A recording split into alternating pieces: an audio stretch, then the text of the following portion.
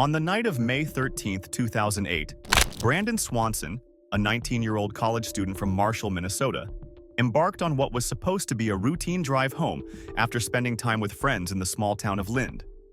Brandon, known for his friendly and sociable nature, was a well-liked young man with a bright future ahead of him. But what started as an ordinary evening turned into a haunting mystery that continues to puzzle investigators and captivate the public more than a decade later. Brandon left his friend's house around midnight, expecting a straightforward journey back to his family home in Marshall. However, shortly after 1:54 a.m. on May 14th, he called his parents, Brian and Annette Swanson, explaining that his car had become stuck in a ditch along a rural road. He assured them he was fine but needed help. Brandon believed he was only a short distance away, near the town of Lind. Concerned but relieved that Brandon wasn't injured, Brian and Annette immediately got into their truck and headed out to find him. Brandon stayed on the phone with his father, trying to guide them to his location. When they arrived at the spot he described, they found no sign of their son or his car. Confused, Brian and Annette flashed their truck's headlights and instructed Brandon to do the same. However, neither side could see the other's lights. Frustration mounted as the search continued, and after a brief argument, Brandon hung up on his mother. Annette quickly called him back to apologize, and Brandon calmly explained that he was now walking toward what he thought was Lind, a small town nearby. He told his parents he would meet them there. Brian continued to drive along the back roads, speaking to Brandon on the phone as he walked. Brandon described his surroundings in detail, noting that he was walking along a gravel road and had come across a fence line. At one point, he mentioned seeing lights in the distance, which he assumed were from Lind. His father tried to keep him calm and reassured him that they would meet soon. Then, at 3:10 a.m., something unexpected happened.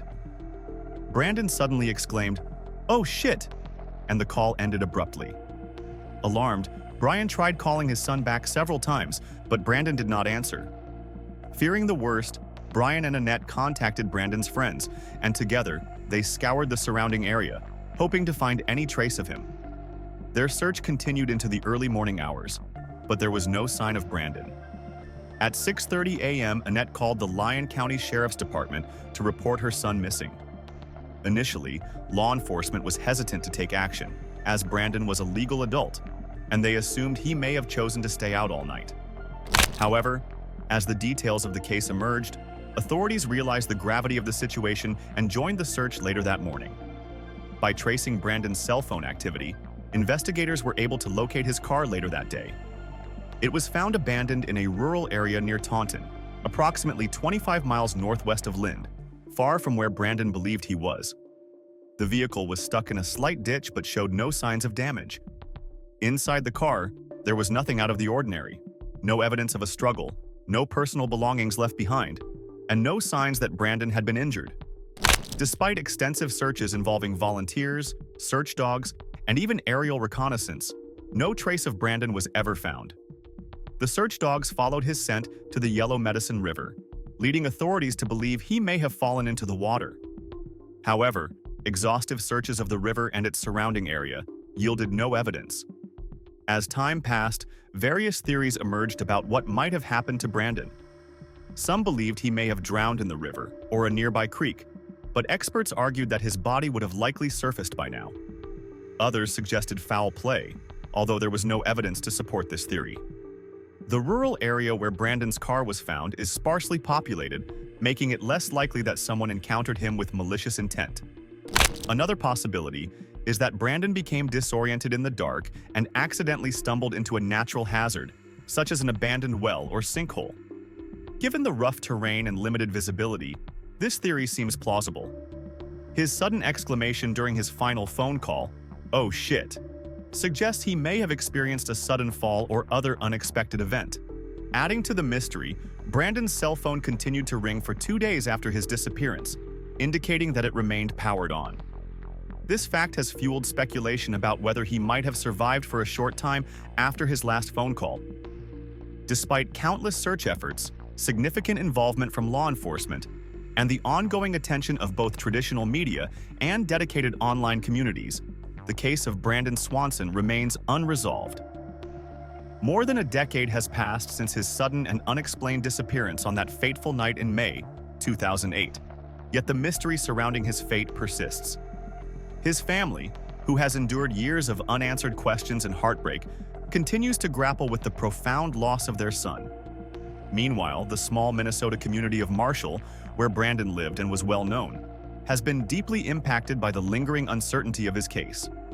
To this day, people in the area often reflect on the events of that night, haunted by the absence of definitive answers and wondering what could have possibly happened to the bright young college student whose life was tragically cut short.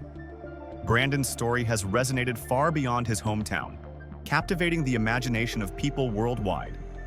It serves as a chilling and poignant reminder of how quickly an ordinary situation, like driving home after a visit with friends, can spiral into a life-altering and enduring mystery. What makes Brandon's case particularly striking is the lack of clear evidence or solid leads, despite the exhaustive efforts of investigators and volunteers.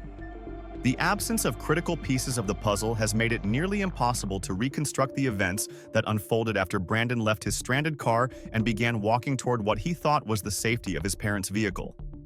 The challenges of solving missing person cases like Brandon's are immense. The rural area where he disappeared, with its uneven terrain, rivers, and sparse population, presented significant difficulties during the initial search and continues to pose obstacles even in more recent efforts. The passage of time has only compounded these challenges, as potential physical evidence may have degraded or been lost entirely. Forensic technology and techniques have advanced in the years since Brandon vanished, yet the lack of a clear starting point in the case has left investigators with few avenues to explore. Brandon's disappearance has also drawn attention to broader issues surrounding missing person cases, particularly in rural areas. It highlights the importance of immediate and coordinated search efforts, community involvement, and the use of advanced technology to locate individuals who go missing under mysterious circumstances.